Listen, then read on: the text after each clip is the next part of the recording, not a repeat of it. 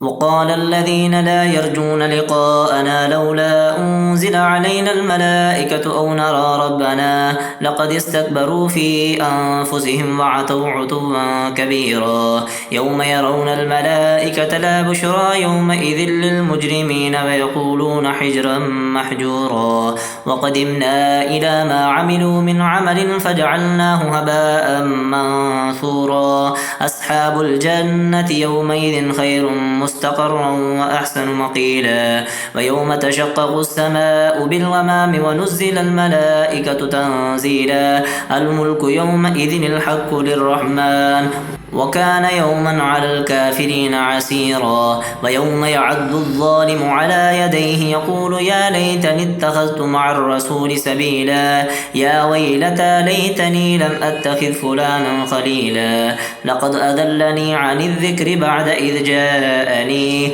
وكان الشيطان للإنسان خذولا وقال الرسول يا رب إن قوم اتخذوا هذا القرآن مهجورا وكذلك جعلنا لكل نبي عدوا من المجرمين وكفى بربك هاديا ونصيرا وقال الذين كفروا لولا نزل عليه القرآن جملة واحدة كذلك لنثبت به فؤادك ورتلناه ترتيلا ولا يأتونك بمثل إلا جئناك بالحق وأحسن تفسيرا الذين يحشرون على وجوههم إلى جهنم أولئك شر مكانا وأذل سبيلا ولقد آتينا موسى الكتاب وجعلنا معه وأخاه هارون وزيرا فقلنا اذهبا إلى القوم الذين كذبوا بآياتنا فدمرناهم تدميرا وقوم نوح لما كذبوا الرسل أغرقناهم وجعلناهم للناس آية وأعتدنا للظالمين عذابا أليما وعادا وثمود وأصحاب الرس وقرونا بين ذلك كثيرا وكلا ضربنا له الأمثال وكلا تبرنا تدبيرا ولقد أتوا على القرية التي أمطرت مطر السوء أفلم يكونوا يرونها بل كانوا لا يرجون نشورا وإذا رأوك إن يتخذونك إلا هزوا أهذا الذي بعث الله رسولا إن كاد ليدلنا عن آلهتنا لولا أن صبرنا عليها وسوف يعلمون حين يرون العذاب من أضل سبيلا أرأيت من اتخذ إلهه هواه أفأنت تكون عليه وكيلا أم تحسب أن أكثرهم يسمعون أو يعقلون إن هم إلا كالأنعام بل هم أضل سبيلا ألم تر إلى ربك كيف مد الظل ولو شاء لجعله ساكنا ثم جعلنا الشمس عليه دليلا ثم قبضناه إلينا قبضا يسيرا وهو الذي جعل لكم الليل لباسا والنوم سباتا وجعل النهار نشورا وهو الذي أرسل الرياح بشرا بين يدي رحمته وأنزلنا من السماء ماء طهورا لنحيي به بلدة ميتا ونسقيه مما خلقنا أنعاما وأناسيا كثيرا ولقد صرفناه بينهم ليذكروا فأبى أكثر الناس إلا كفورا ولو شئنا لبعثنا في كل قرية نذيرا فلا تطع الكافرين وجاهدهم به جهادا كبيرا وهو الذي مرج البحرين هذا عذب فرات وهذا ملح أجاج وجعل بينهما برزخا وحجرا محجورا وهو الذي خلق من الماء بشرا فجعله نسبا وسهرا وكان ربك قديرا ويعبدون من دون الله ما لا ينفعهم ولا يضرهم وكان الكافر على ربه ظهيرا وما أرسلناك إلا مبشرا ونذيرا قل ما أسألكم عليه من أجر إلا من شاء أن يتخذ إلى ربه سبيلا وتوكل على الحي الذي لا يموت وسبح بحمده وكفى به بذنوب عباده خبيرا الذي خلق السماوات السماوات والأرض وما بينهما في 6 أيام ثم استوى على العرش الرحمن فاسأل به خبيرا. وإذا قيل لهم اسجدوا للرحمن قالوا وما الرحمن أنسجد لما تأمرنا وزادهم نفورا. تبارك الذي جعل في السماء بروجا وجعل فيها سراجا وقمرا منيرا وهو الذي جعل الليل والنهار خلفة لمن أراد أن يذكر أو أراد شكورا. وعباد الرحمن الذين يمشون على الأرض هونا وإذا خاطبهم الجاهلون قالوا سلاما والذين يبيتون لربهم سجدا وقياما والذين يقولون ربنا اصرف عنا عذاب جهنم إن عذابها كان غراما إنها ساءت مستقرا ومقاما والذين إذا أنفقوا لم يسرفوا ولم يقتروا وكان بين ذلك قواما والذين لا يدعون مع الله إلها آخر ولا يقتلون النفس التي حرم الله إلا بالحق ولا يزنون ومن يفعل ذلك يلقى أثاما يضاعف له العذاب يوم القيامة ويخلد فيه مهانا إلا من تاب وآمن وعمل عملا صالحا فأولئك يبدل الله سيئاتهم حسنات وكان الله غفورا رحيما. ومن تاب وعمل صالحا فإنه يتوب إلى الله متابا والذين لا يشهدون الزور وإذا مروا باللغو مروا كراما والذين إذا ذكروا بآيات ربهم لم يخروا عليها سما وعميانا والذين يقولون ربنا هب لنا من أزواجنا وذرياتنا قرة أعين واجعلنا للمتقين إماما أولئك يجزون الغرفة بما صبروا ويلقون فيها تحية وسلاما خالدين فيها حسنت مستقرا ومقاما. قل ما يأبأ بكم ربي لولا دعاؤكم فقد كذبتم فسوف يكون لزاما. بسم الله الرحمن الرحيم طاسيم تلك آيات الكتاب المبين لعلك باخع نفسك ألا يكونوا مؤمنين إن نشأ ننزل عليهم من السماء آية فظلت أعناقهم لها خادعين وما يأتيهم من ذكر من الرحمن محدث إلا كانوا عنه معرضين فقد كذبوا فسيأتيهم أنباء ما كانوا به يستهزئون. أفلم يروا إلى الأرض كم أنبتنا فيها من كل زوج كريم إن في ذلك لآية وما كان أكثرهم مؤمنين وإن ربك لهو العزيز الرحيم. وإذ نادى ربك موسى أن ائت القوم الظالمين قوم فرعون ألا يتقون قال رب إني يخاف أن يكذبون ويضيق صدري ولا ينطلق لساني فأرسل إلى هارون ولهم علي ذنب فأخاف أن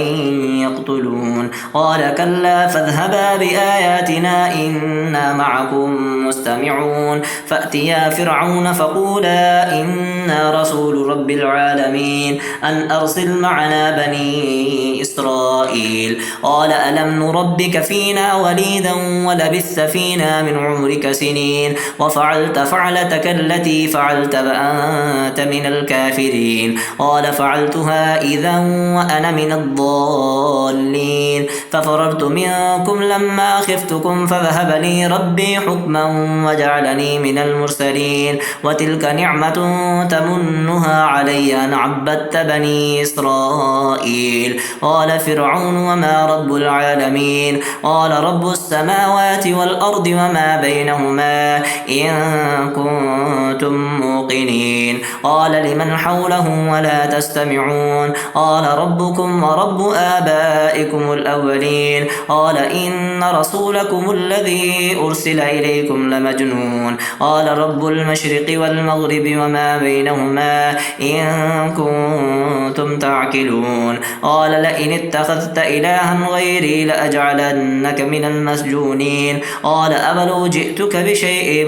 مبين قال فأت به إن كنت من الصادقين المتقين فألقى عصاه فإذا هي ثعبان مبين ونزع يده فإذا هي بيضاء للناذرين قال للملأ حوله إن هذا لساحر عليم يريد أن يخرجكم من أرضكم بسحره فماذا تأمرون قالوا أرجه وأخاه وابعث في المدائن حاشرين يأتوك بكل سحار عليم فجمع السحرة لميقات يوم معلوم وقيل للناس هل أنتم مجتمعون لعلنا نتبع السحرة إن كانوا هم الغالبين فلما جاء السحرة قالوا لفرعون أئن لنا لأجرا إن كنا نحن الغالبين قال نعم وإنكم إذا لمن المقربين قال لهم موسى ألقوا ما أنتم ملقون فألقوا حبالهم وعصيهم وقالوا بعزة فرعون إنا لنحن الغالبون فألقى موسى عصاه فإذا هي تلقف ما يأفكون فألقي السحرة ساجدين قالوا آمنا برب العالمين رب موسى وهارون قال آمنتم له قبل أن آذن لكم إنه لكبيركم الذي علمكم السحر فلسوف تعلمون لأقطعن أيديكم وأرجلكم من خلاف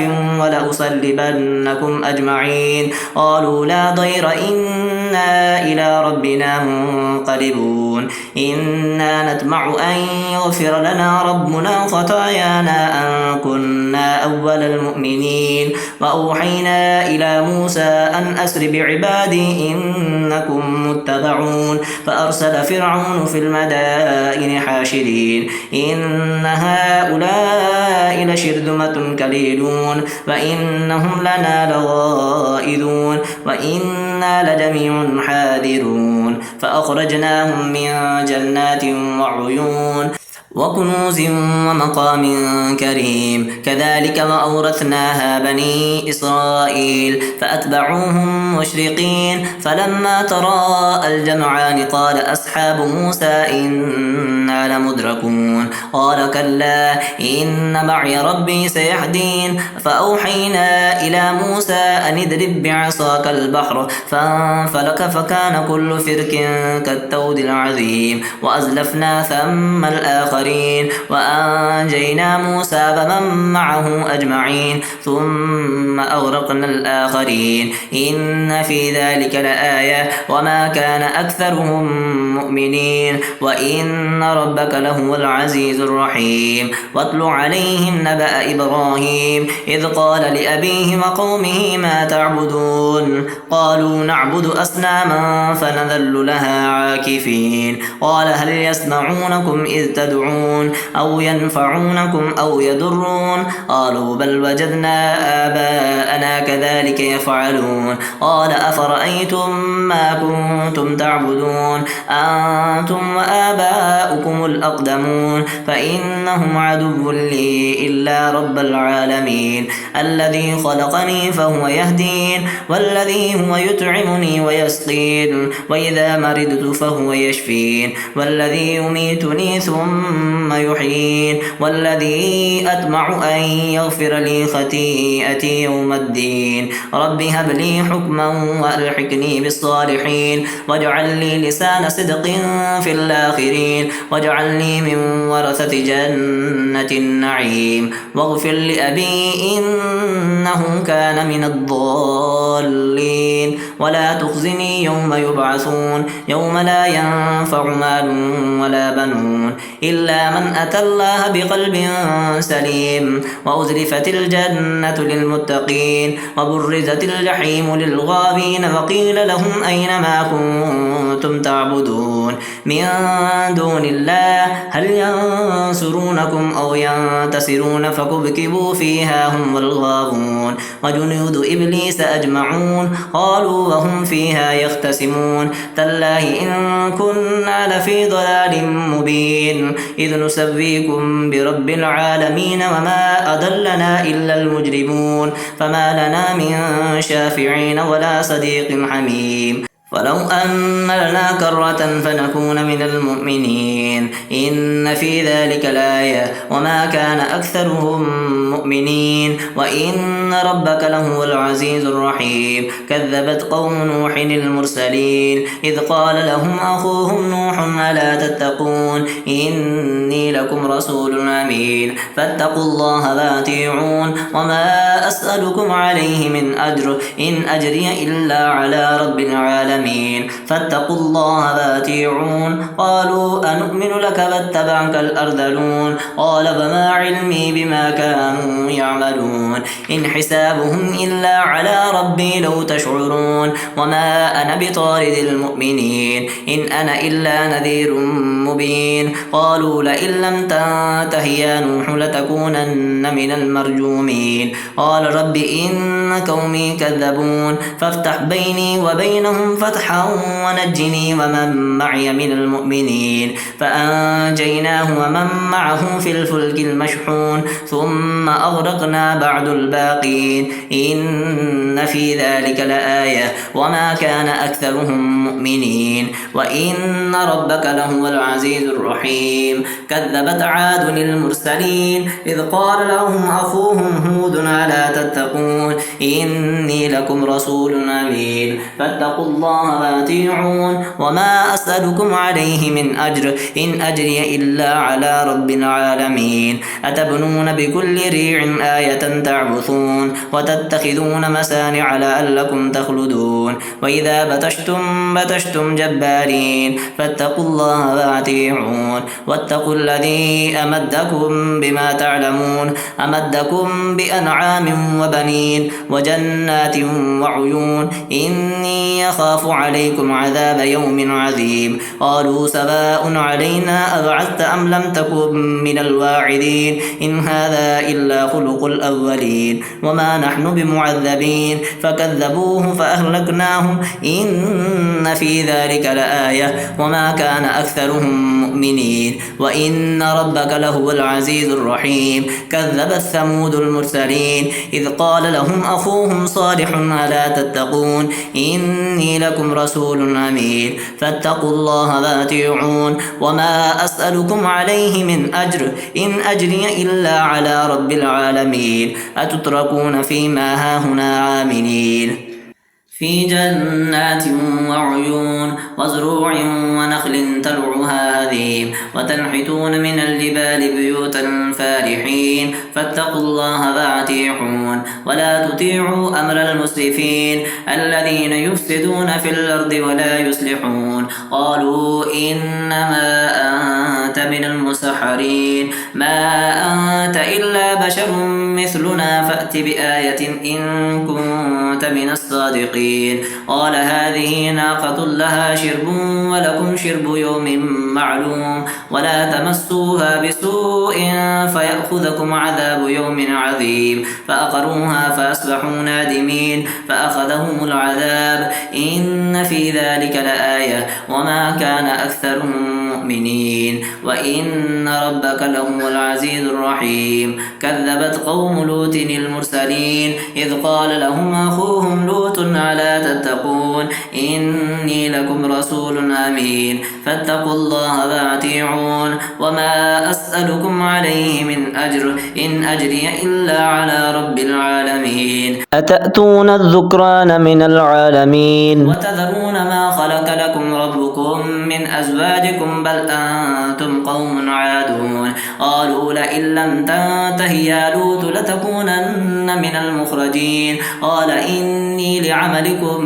من القالين رب نجني وأهلي مما يعملون فنجيناه وأهله أجمعين إلا عجوزا في الغابرين ثم دمرنا الآخرين وامطرنا عليهم مطرا فساء مطر المنذرين إن في ذلك لآية وما كان أكثرهم مؤمنين وإن ربك لهو العزيز الرحيم كذب أصحاب الأيكة المرسلين إذ قال لهم شعيب غيب على تتقون إني لكم رسول أمين فاتقوا الله وأطيعون وما أسألكم عليه من أجر إن أجري إلا على رب العالمين أوفوا الكيل ولا تكونوا من المخسرين وزنوا بالقسطاس المستقيم ولا تبخسوا الناس أشياءهم ولا تعثوا في الأرض مفسدين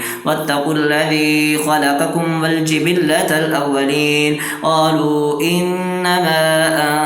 أنت من المسحرين وما أنت إلا بشر مثلنا وإن نظنك لمن الكاذبين فأسقط علينا كسفا من السماء إن كنت من الصادقين قال ربي أعلم بما تعملون فكذبوه فأخذهم عذاب يوم الذلة إنه كان عذاب يوم عظيم إن في ذلك لآية وما كان أكثرهم مؤمنين وإن ربك لهو العزيز الرحيم وإنه لتنزيل رب العالمين نزل به الروح الأمين على قلبك لتكون من المنذرين بلسان عربي مبين وإنه لفي زبر الأولين أفلم يكن لهم آية أن يعلمه علماء بني إسرائيل ولو نزلناه على بعض الأعجمين فقرأه عليهم ما كانوا به مؤمنين كذلك سلكناه في قلوب المجرمين لا يؤمنون به حتى يروا العذاب الأليم فيأتيهم بغتة وهم لا يشعرون فيقولوا هل نحن منذرون أفبعذابنا يستعجلون أفرأيت إن متعناهم سنين ثم جاءهم ما كانوا يوعدون ما أغنى عنهم ما كانوا يمتعون وما أهلكنا من قرية إلا لها منذرون ذكرى وما كنا ظالمين وما تنزلت به الشيطان وما ينبغي لهم وما يستطيعون إنهم عن السمع لمعزولون فلا تدع مع الله إلها آخر فتكون من المعذبين وأنذر عشيرتك الأقربين واخفض جناحك لمن اتبعك من المؤمنين فإن عصوك فقل إني بريء مما تعملون وتوكل على العزيز الرحيم الذي يراك حين تقوم وتقلبك في الساجدين إنه هو السميع العليم هل أنبئكم على ما تنزل الشياطين تنزل على كل أفاك عثيم يلقون السمع وأكثرهم كاذبون والشعراء يتبعهم الغاوون ألم تر أنهم في كل واد يهيمون وأنهم يقولون ما لا يفعلون إلا الذين آمنوا وعملوا الصالحات وذكروا الله كثيرا وانتصروا من بعد ما ظلموا وسيعلم الذين ظلموا أي منقلب ينقلبون بسم الله الرحمن الرحيم طاسين تلك آيات القرآن وكتاب مبين هدى وبشرى للمؤمنين الذين يقيمون الصلاة ويؤتون الزكاة وهم بالآخرة هم يوقنون إن الذين لا يؤمنون بالآخرة زينا لهم أعمالهم فهم يعمهون أولئك الذين لهم سوء العذاب وهم في الآخرة هم الأخسرون وإنك لتلقى القرآن من لدن حكيم عليم إذ قال موسى لأهله إني آنست نارا سآتيكم منها بخبر أو آتيكم بشهاب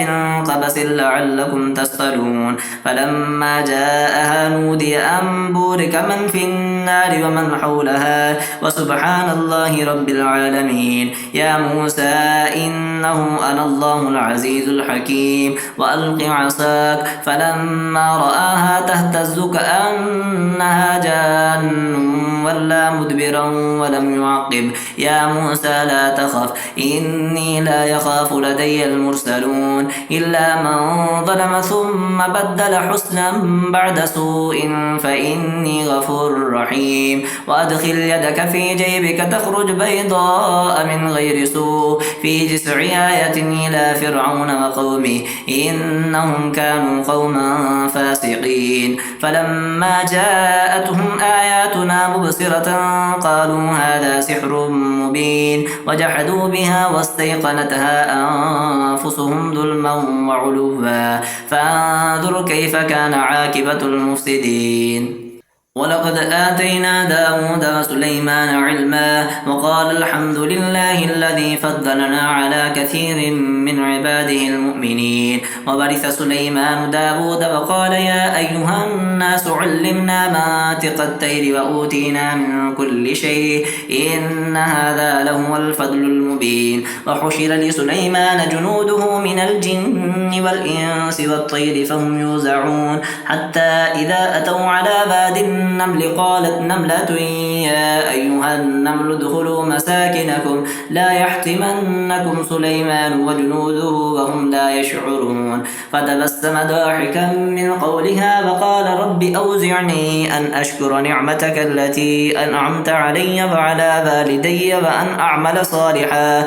أعمل صالحا ترضاه وأدخلني برحمتك في عبادك الصالحين وتفقد الطير فقال ما لي لا أرى الهدهد أم كان من الغائبين لأعذبنه عذابا شديدا أو لأذهبنه أو ليأتيني بسلطان مبين فمكث غير بعيد فقال أحطت بما لم تحط به وجئتك من سبأ بنبأ يقين إني وجدت امرأة تملكهم وأوتيت من كل شيء ولها عرش عظيم وجدتها وقومها يسجدون للشمس من دون الله وزين لهم الشيطان أعمالهم فسدهم عن السبيل فهم لا يهتدون ألا يسجدوا لله الذي يخرج الخبأ في السماوات والأرض ويعلم ما تخفون وما تعلنون الله لا إله إلا هو رب العرش العظيم قال سننظر أصدقت أم كنت من الكاذبين اذهب بكتابي هذا فألقه عليهم ثم تول عنهم فانظر ماذا يرجعون قالت يا أيها الملأ إني ألقي إلي كتاب كريم إنه من سليمان وإنه بسم الله الرحمن الرحيم ألا تعلوا علي وأتوني مسلمين قالت يا أيها الملأ أفتوني في أمري ما كنت قاطعة أمرا حتى تشهدون قالوا نحن أولو قوة وأولو بأس شديد والأمر إليك فانظري ماذا تأمرين قالت إن الملوك إذا دخلوا قرية أفسدوها وجعلوا أعزة أهلها أذلة وكذلك يفعلون وإني مرسلة إليهم بهدية فناذرة بما يرجع المرسلون فلما جاء سليمان قال أتمدونني بمال فما آتاني الله خير مما آتاكم بل أنتم بهديتكم تفرحون ارجع إليهم فلنأتينهم بجنود لا قبل لهم بها بلنخرجنهم منها أذلة وهم صاغرون قال يا أيها الملأ أيكم يأتيني بعرشها قبل أن يأتوني مسلمين قال عفريت من الجن أنا آتيك به قبل أن تقوم من مقامك وإني عليه لقوي أمين قال الذي عنده علم من الكتاب أنا آتيك به قبل أن يرتد إليك طرفك فلما رآه مستقرا عنده قال هذا من فضل ربي ليبلوني أأشكر أم أكفر ومن شكر فإنما يشكر لنفسه ومن كفر فإن ربي غني كريم قال نكروا لها عرشها ننظر أتهتدي أم تكون من الذين لا يهتدون فلما جاءت قيل أهكذا عرشك قالت كأنه وأوتينا العلم من قبلها وكنا مسلمين وصدها ما كانت تعبد من دون الله إنها كانت من قوم كافرين قيل لها ادخل السرح فلما رأته حسبته لجة وكشفت عن ساقيها قال إنه سرح ممرد من قوارير قالت رب إني ظلمت نفسي وأسلمت مع سليمان لله رب العالمين ولقد أرسلنا إلى ثمود أخاهم صالحا أن اعبدوا الله فإذا هم فريقان يختصمون قال يا قوم لم تستعجلون بالسيئة قبل الحسنة لولا تستغفرون الله لعلكم ترحمون قالوا اطيرنا بك فبمن معك قال طائركم عند الله بل أنتم قوم تفتنون وكان في المدينة 9 رهط يفسدون في الأرض ولا يصلحون قالوا تقاسموا بالله لنبيتنه وأهله ثم لنقولن لوليه ما شهدنا مهلك أهله وإنا لصادقون ومكروا مكرا ومكرنا مكرا وهم لا يشعرون فانظر كيف كان عاقبة مكرهم أنا دمرناهم وقومهم أجمعين فتلك بيوتهم خاوية بما ظلموا إن في ذلك لآية لقوم يعلمون وأنجينا الذين آمنوا وكانوا يتقون ولوطا إذ قال لقومه أتأتون الفاحشة وأنتم تبصرون أئنكم لتأتون الرجال شهوة من دون النساء بل أنتم قوم تجهلون فما كان جواب قومه إلا أن قالوا أخرجوا آل لوط من قريتكم إنهم أناس يتطهرون فأنجيناه وأهله إلا امرأته قدرناها من الغابرين وأمطرنا عليهم مطرا فساء مطر المنذرين قل الحمد لله وسلام على عباده الذين اصطفى الله خير أما يشركون